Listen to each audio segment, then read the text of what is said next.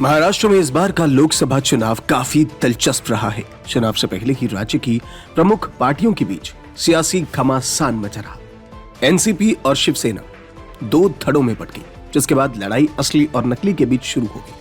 महाराष्ट्र की सभी 48 लोकसभा सीटों में मतदान संपन्न हो गया और अब बारी है चुनाव के नतीजों की, जिसका सभी को बेसब्री से इंतजार है। इसी बीच टीवी 9 भारतवर्ष, पोलस्ट्रैट और पीपल्स इनसाइड के एग्जिट पोल सामने आ गए हैं। इसके अलावा चाणक्य और एक्सिस माई इंडिया का भी एग्जिट पोल सामने आए हैं।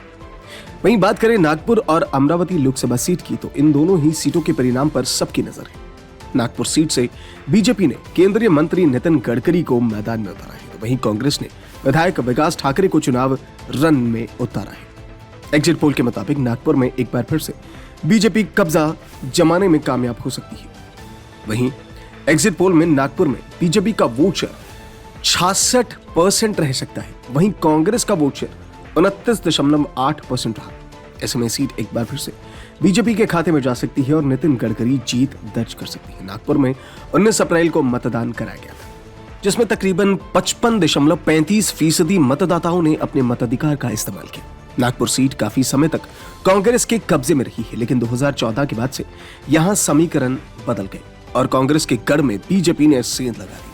1996 के लोकसभा चुनाव में बीजेपी ने सीट पर पहली बार अपना खाता खोला और यहां बीजेपी के बनवारी लाल पुरोहित सांसद चुने गए।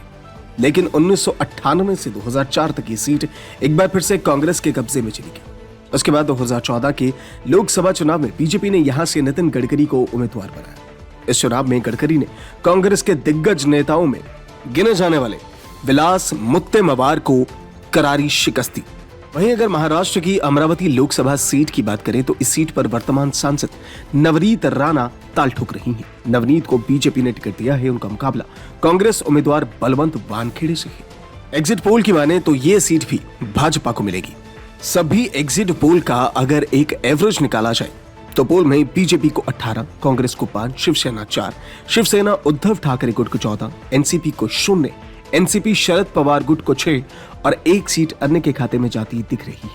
वहीं अगर वोट प्रतिशत की बात करें तो एनडीए को सबसे ज्यादा 45.3% वोट, इंडिया को 41.40% और अन्य को 13.57% वोट मिल सकती है। महाराष्ट्र के बारामती में तीसरे चरण में मतदान हुआ था। 60% वोटिंग हुई थी। 62.35% पुरुष मतदाता, जबकि 56.36% महिला वोटर्स ने मतदान किया था। तीसरे चरण में मतदान में कुल 11 सीटों पर वोटिंग हुई। इस चरण में राज्य में 63.55% मतदान हुआ था। बारामती लोकसभा सीट पर पवार परिवार का दबदबा रहा है। 3 दशक से इस सीट पर पवार परिवार का कब्जा है। साल 1984 में शरद पवार पहली बार भारतीय कांग्रेस सोशलिस्ट पार्टी से यहां से चुनाव जीते थे। एनसीपी के गठन के बाद 1999 में शरद पवार पहली बार यहां से चुनाव लड़े और जीते। 2004 में भी, 2009 में भी वो लोकसभा चुनाव यहीं से जीते। शरद पवार ने अपनी बेटी सुप्रिया सुले को इस सीट से मैदान में उतारा। उन्होंने जीत हासिल की। इसके बाद 2014 और 19 में भी सुप्रिया सुले यहां से चुनी गई।